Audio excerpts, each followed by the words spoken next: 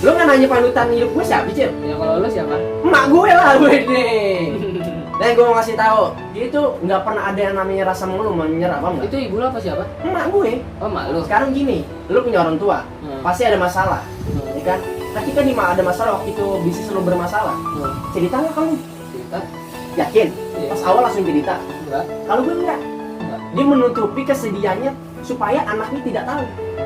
Dan ketika gue tahu masalahnya dia kayak gimana, saya bingung sih. Nah itu orang tua gue. Jadi inspirasi gue banget. Jadi gue nggak kayak ada panutan yang tadi lu sebut orang-orang besar. Ada gue, tapi ini yang gue suka karena dari mindsetnya dia sungguh-sungguh, ya kan?